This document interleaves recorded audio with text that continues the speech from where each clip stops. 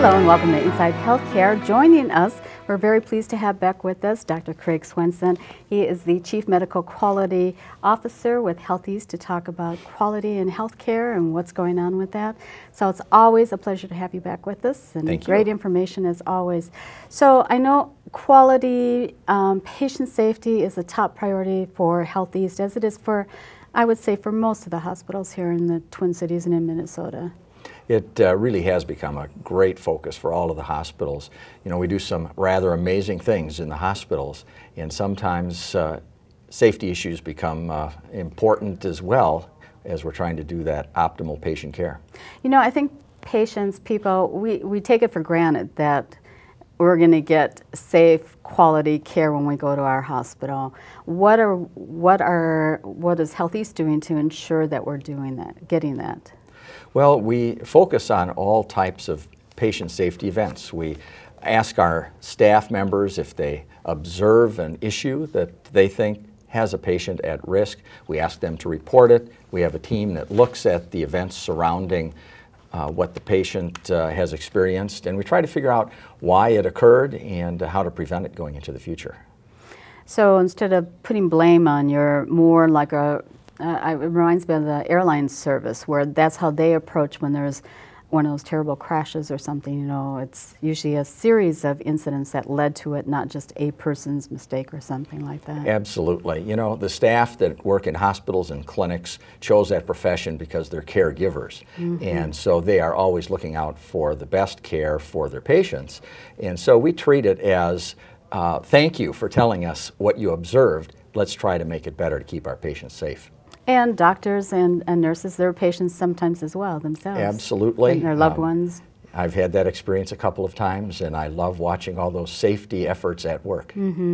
So I understand that you have a partnership with Minnesota Hospital Association that helps to ensure some of those patient safety. What is that partnership all about? We do. The Minnesota Hospital Association is a member organization. All of the hospitals of the state of Minnesota typically belong to the Minnesota Hospital Association, and also they have an organization called Minnesota Alliance for Patient Safety, which is part of MHA, sponsored by MHA and the hospitals. And its focus is all about safety. And it's a great opportunity for all of the hospitals in the state to come together and talk about safety events that they're experiencing, things that they're doing about it. So the MHA is a great convener of the conversation, as well as bringing in experts and outside research as to what's the best way to prevent patient safety events. Since that organization formed, what things have changed that we as patients may not be aware of? What's going on behind the scenes? Behind the scenes, we have hospitals that send patient safety officers and staff that are working on patient safety to meetings, participating in webinars, sharing in white papers that explain proactively how can you prevent a patient safety event that you might not have even seen in your hospital yet. Yet it's been observed at some other hospital. A near miss might have occurred. Perhaps the patient wasn't hurt, but they identified that there was a potential there, and so they notify everyone else. So we participate in those conversations. When you say events, what sorts of things are we talking about? There's a whole host of events, if you will, that it's like not a like party. a party event. Yeah. No, it's not. These events are things like medication errors. Things that you don't want to happen. Things that you don't want to have happen. Surgical misadventures, I call them, perhaps the wrong procedure or the wrong patient has the procedure done. Wow. Things that you think would never happen, but on rare occasion they do. Other things like pressure ulcers and falls while you're in the hospital, or other injury that the sophisticated equipment that we have, as safe as it is, sometimes inadvertently can harm patients as well. So I know when I was with KSTP, I used to cover this, and I remember that they started reporting these adverse health events back then to say that the hospitals had a number of these events, whether they're medical errors, pressure ulcers, wrong site surgery. How is that going? And I understand there will be the annual report coming out this month as well. Correct. About 2003, the state of Minnesota, Minnesota Department of Health, put in play the need to have certain adverse events reported publicly. And that was just, in my perspective, a terrific thing. And in fact, when I attend national meetings, have a chance to speak with other physicians from other states, they are just amazed on two things. One is that we have this public reporting, and secondly, that the hospitals in the state come together to work together to share the events that they've had, to learn from them. That's not the case in all parts of the United States. And in fact, Minnesota is the leader in that area, I understood. Minnesota is the leader in patient safety. Other states may have hospital organizations that are individual leaders, but our state, on balance, is a leader for the nation in patient safety. So when this report comes out this month, what is it going to say? I mean, what are some of the types of things that will be reported, that are reported every year?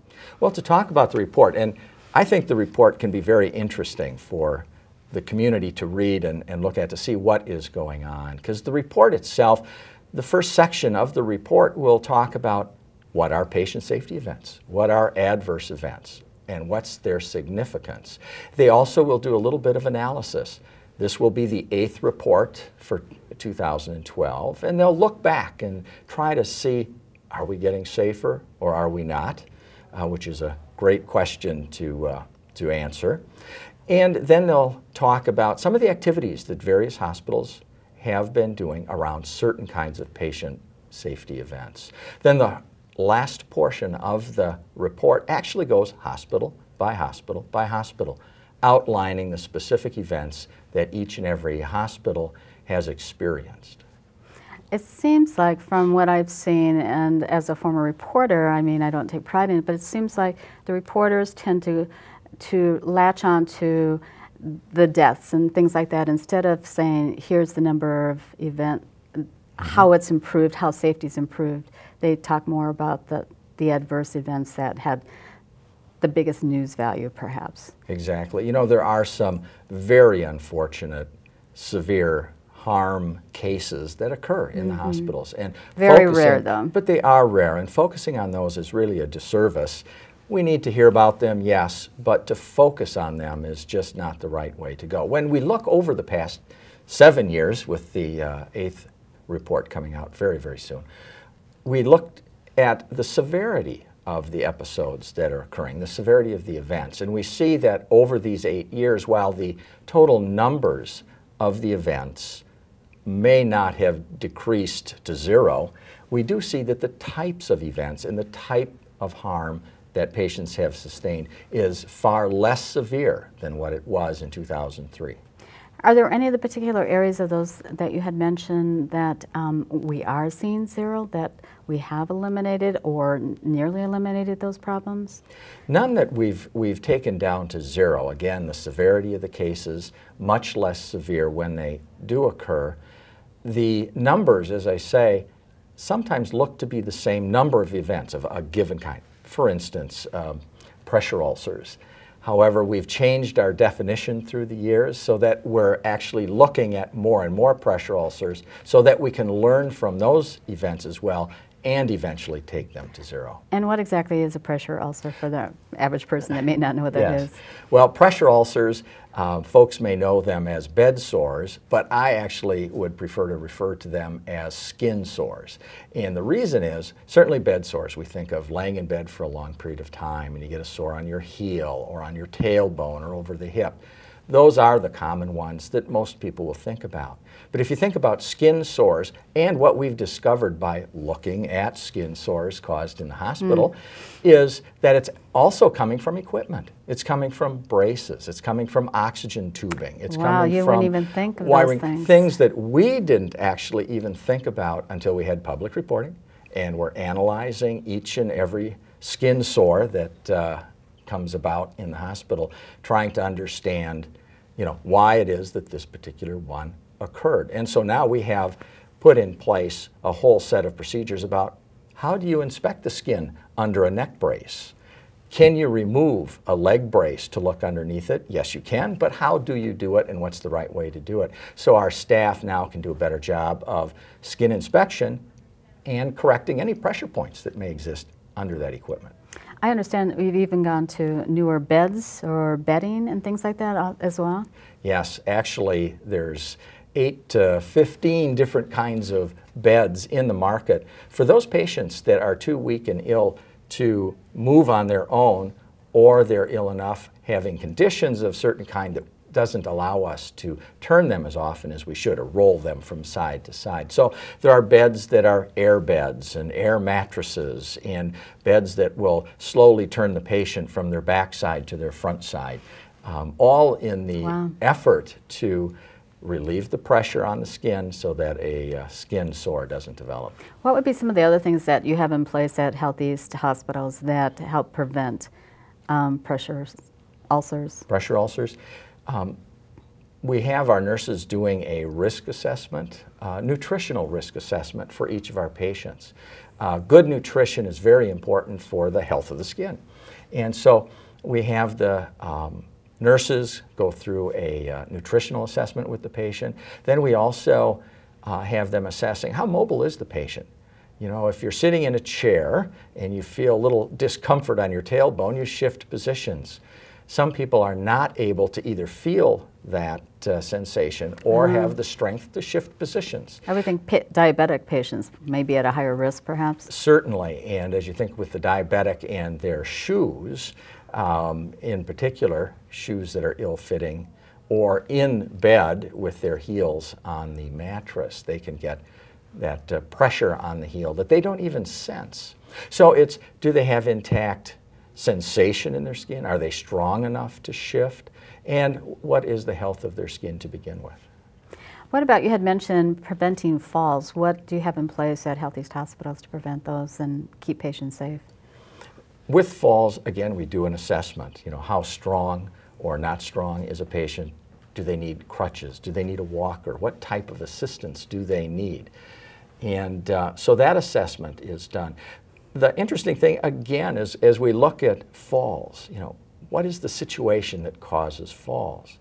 Well, as we look at the falls that occur at the HealthEast hospitals, many of them are the patient on their way to the bathroom. Not waiting for help. Not waiting for help, and or having assistance but not having enough assistance. I know my mother was like that too when she was hospitalized. Well, I don't want to bother the nurses. I'm just going to get up and, for sure. You know, while you're connected to an EKG machine, an IV, and other tubes, then you're moving like a bowl of spaghetti into the bathroom, and you can trip and fall. So we've discovered that falls related to going to the bathroom comprise a lot of the falls. So specific actions that we've put in place, first off, is asking the patient, you know, won't you please call us for help? But then also making sure that they have the strength to get to the bathroom, and most importantly, having our nursing staff check on the patient nearly every hour with the specific question, do you need to go to the bathroom? Oh, let's get you up to the bathroom now. More of a proactive kind of a... Very proactive. And by doing those assessments and activities, we've decreased our falls related to the bathroom by 1/3 in 4 months that we've been at that work. That's very impressive. What about, you had talked about surgeries. What are you doing for safe site surgeries? Safe site surgeries, and perhaps the listeners have read a lot about wrong site surgery, and there's whole books on it by Atul Gawande and some other very good books that talk about safe site surgery. And for the last 2 to 3 years, this has been an intense focus, actually, of MHA, Minnesota Alliance for Patient Safety as well, and HealthEast. And anyone who's had surgery perhaps in the last 3 years knows that while they're getting ready for surgery, they're handed a magic marker and they're asked to put their initials where the surgery is supposed to occur. So we call that surgical site marking. So we have the patient do that, and then of course the surgeon comes in as well and adds their initials to the location where the surgery is supposed to occur. So that's one of the most obvious things that patients will see for that safety of the wrong site surgery. Other things that are behind the scenes, we do what are called briefings in the operating room. That is, as the patient is brought in and positioned to have the surgery done, there's a timeout to say, who is the patient, what is the procedure, and what is the diagnosis, where is the surgery supposed to take place, do we have all the equipment that we need, do we have all the special things that we need.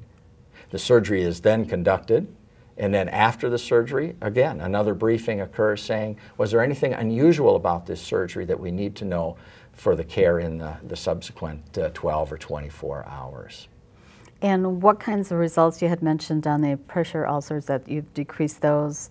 What are you seeing, or with the falls too, what are you seeing with safe site surgeries then too? Well, what we're seeing, we don't have the specific numbers, however we're seeing that we are having fewer and fewer discrepancies between what we believe the procedure should be as being scheduled in the surgical admit unit and what is actually being expected in the operating room. So we see improvement in those discrepancies, but we've not, fortunately, we've not had an increase in any wrong site surgeries in HealthEast hospitals. The other piece that I would mention is, again, the unexpected or the surprises as you look at wrong site surgery. We've discovered another gap, potential error, from the surgeon's office as they call to schedule. And the process of that, you're in my office, we decide that you're going to have a surgical procedure. So how does that information get relayed to St. John's Hospital? Because every time there's a pass-off, you have that potential, perhaps. You have the opportunity. And, you know, most of the errors that will occur are left and right, you know. Which side is it? Not, are we doing a foot or are we doing an elbow? Wow, that's interesting. Just the simple left and right. So the steps that you've made are making a difference that you can tell. Definitely making a difference for us. So is there, you know, we hear all the time that you should be your own advocate as a patient. What are things that patients can do that you would recommend for your patients that they should be doing to protect themselves and their loved ones? They really shouldn't be shy. You know, we're always Minnesota nice, we're very polite, and that's okay, but you need to be your own advocate. You need to know what the procedure is. Why are you in the hospital? What surgery are you going to have? Is it the left knee or the right knee? And if someone says we're going to be doing your left knee and you know it's the right knee, you need to speak up. You should be bringing a family member with you. Another set of ears. Once you've had medications, sedatives, or you're feeling ill, you're not going to be able to be as alert and attentive to those issues. When you're in the hospital asking, you know, what is this medicine that I'm taking right now and why is it? Or if I'm going down to radiology, what procedure, what x-ray am I taking? So asking a lot of questions and confirming that it is the right thing, or at least asking the staff member, double check, is this the right thing for me? And I would think, especially if you have an elderly parent or a spouse too, that might be really helpful to be asking the questions on their behalf of the patient.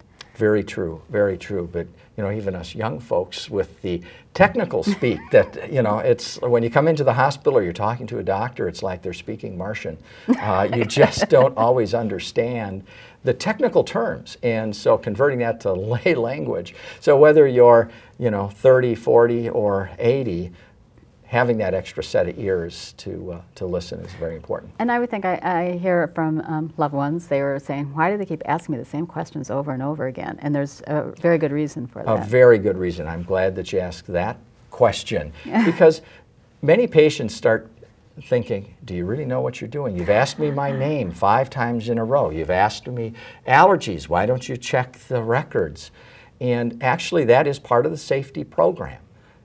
Patient identification is very important. We don't want to be taking the wrong patient to the surgery suite. We don't want to be giving them the wrong medications. So every time a staff member comes, whether it's the laboratory, whether it's pharmacy, anyone, they will be asking, what is your name? And can you give me your birth date? Because, you know, there's a number of John Does out there that, you know, might be in the hospital at the same time. So we have actually on the same unit at the same time. We will have patients with the same name. The only difference is their birth date. Wow.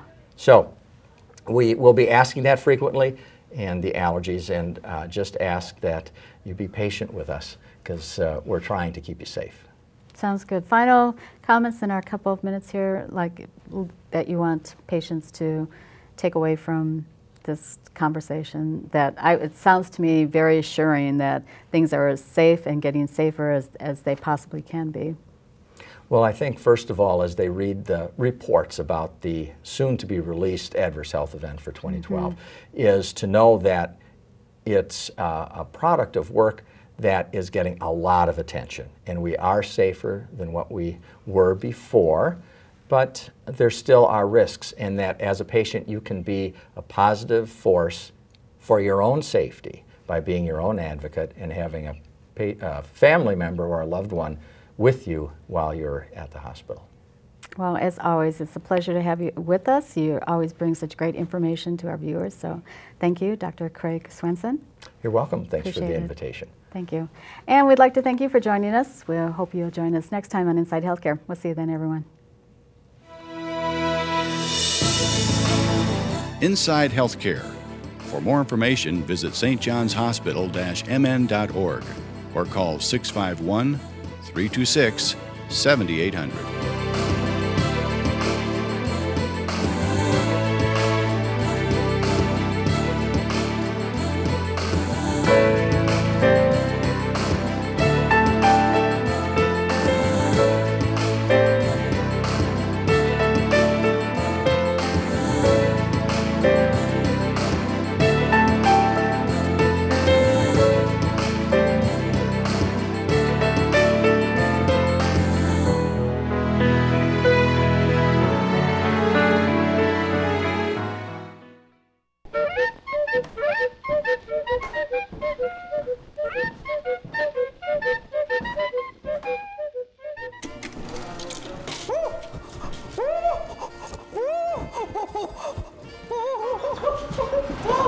Stanley, what on earth are you doing? Well, the film was Didn't you say you always wanted to be in pictures? Well, yes I did, but not like this. Stanley, it's all about television nowadays. Look at this flyer I was handed at the high school game last night. It says you too can make TV. Volunteer with On Location TV 19 and we'll show you how. Well, Ollie, what do you think that means? Oh. Stanley, pick up that film reel. Oh. It means that if you volunteer with On Location TV 19, you too can make TV. Well, Ollie, what kind of TV? Oh! If you volunteer for On Location TV 19, you can cover high school sporting events, community concerts, parades, and much more. Do you think that's why they had cameras at the game last night? Why, certainly. That's why they had those announcers, instant replay, and all that modern TV stuff. Ollie, do you think that I could operate one of those TV cameras? Why, of course you could. The folks at TV 19 will show you how. Ollie, are we still living in the 1930s? No, of course not, you silly Willy. Why'd you ask such a question? Well, then why are we in black and white? That's what they call special effects nowadays. I'm sure if you wanted to appear in color, all you'd have to do is ask. Can we be in color, please?